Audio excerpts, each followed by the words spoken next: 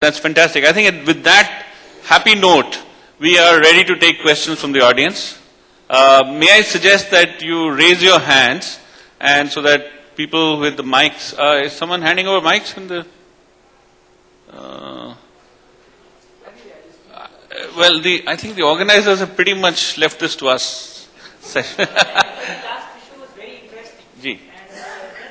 When I went to Karnataka Bank to open my account, they, I think, have the least number of ATMs. And I think I was loudest. So, I was explained there, our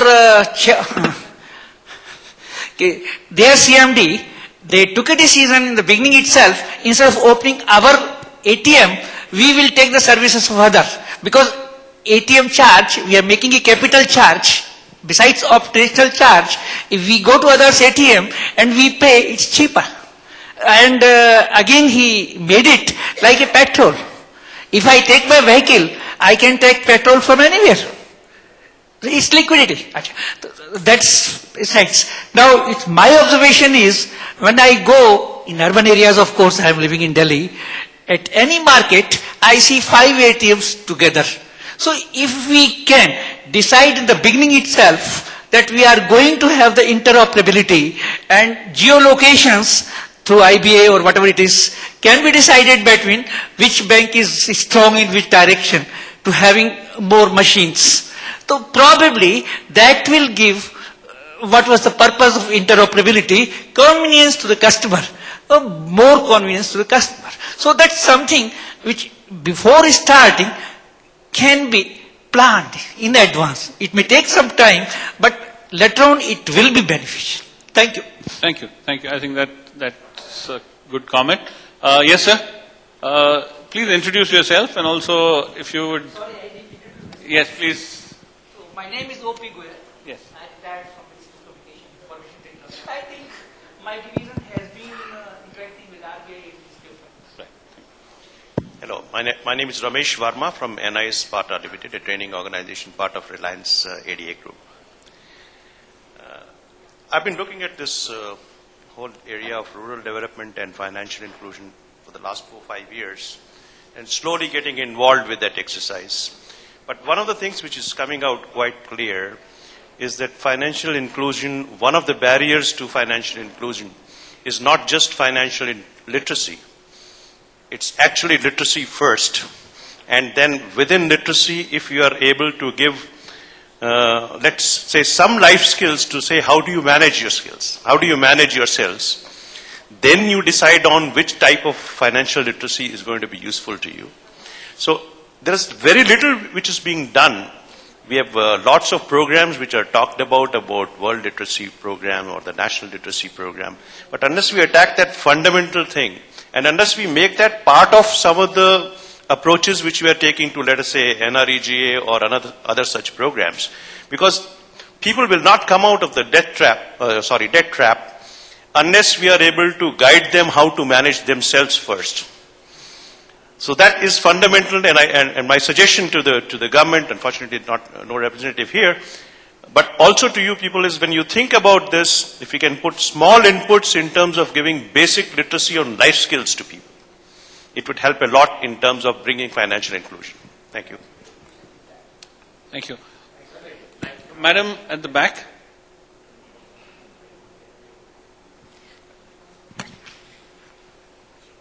Thank you, sir.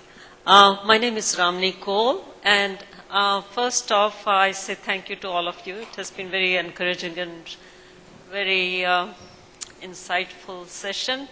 I think, as you must have seen since morning, the questions are coming back to literacy.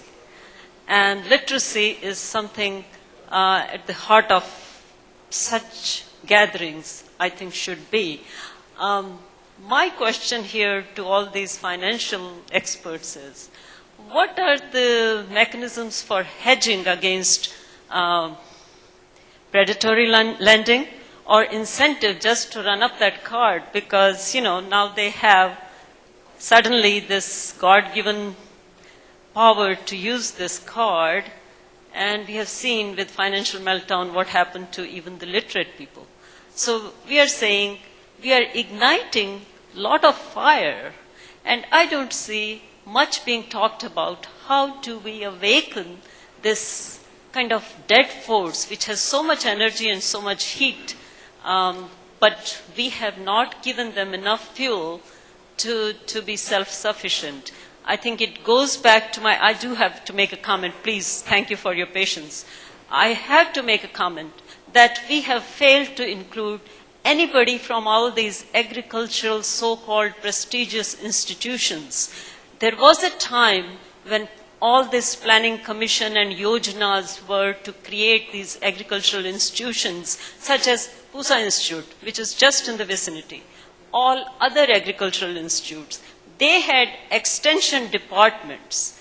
Their role was, their job was simply to go out to these villages and ignite such kind of fire in the bellies of all these so-called poor people. We have enjoyed keeping them poor, haven't we?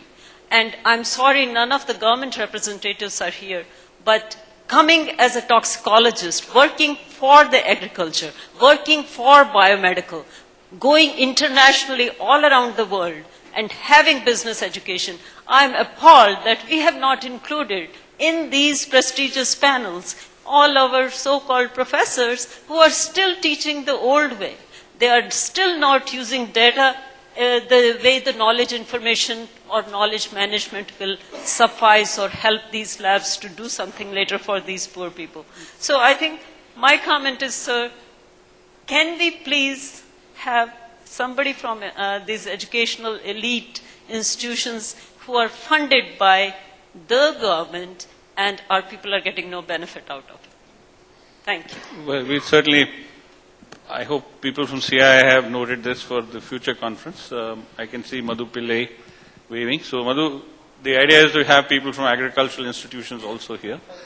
But the basic point of literacy which you made earlier, madam, is I think is a valid one, and you also asked the question about, you give people credit cards and what would then prevent them from overspending and get it indebted and all of that. Now, the microfinance industry is the first industry which has tried to systematically lend large amounts of money to that market segment, and there are already some of these trends beginning to emerge. Not in very large measure, but maybe some 5-7% of the customers are beginning to be over indebted as per some.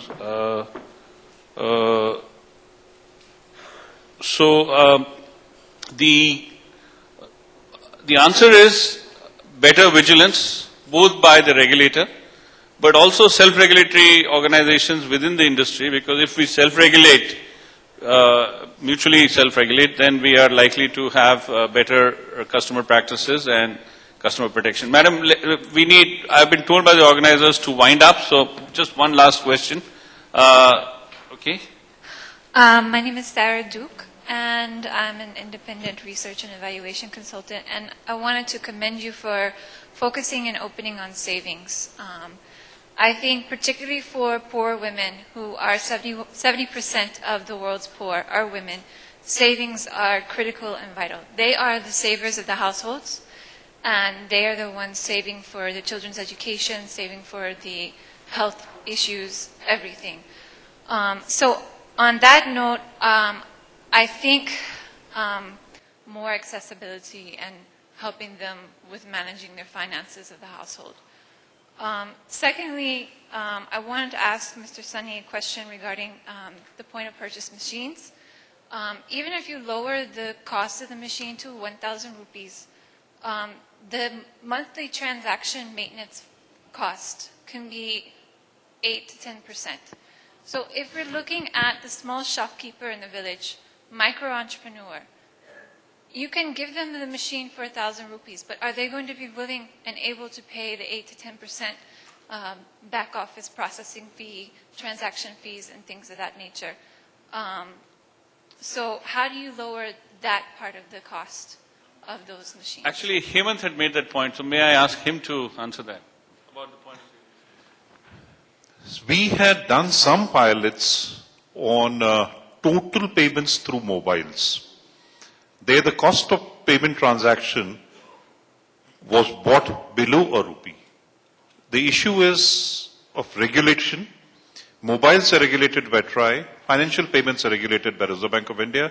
The two need to speak. Technology today exists. M-Pesa in Kenya does it at that level.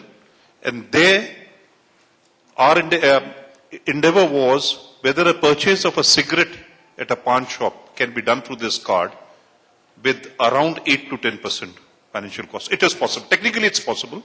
It needs regulators to talk, to take care of security levels. Entirely possible. Thank you. More accessibility and helping them with managing their finances of the household. Secondly, I wanted to ask Mr. Sunny a question regarding the point of purchase machines. Even if you lower the cost of the machine to 1,000 rupees, the monthly transaction maintenance cost can be 8 to 10%. So if we're looking at the small shopkeeper in the village, micro-entrepreneur, you can give them the machine for 1,000 rupees, but are they going to be willing and able to pay the 8 to 10% back office processing fee, transaction fees, and things of that nature? So how do you lower that part of the cost of those machines? Actually, Hemant had made that point, so may I ask him to answer that? About the point of We had done some pilots on total payments through mobiles. There the cost of payment transaction was bought below a rupee. The issue is of regulation. Mobiles are regulated by TRAI, financial payments are regulated by Reserve Bank of India. The two need to speak. Technology today exists. M-Pesa in Kenya does it at that level. And there, our endeavor was whether a purchase of a cigarette at a pawn shop can be done through this card with around 8 to 10% financial cost. It is possible. Technically, it's possible. It needs regulators to talk, to take care of security levels. Entirely possible. Thank you.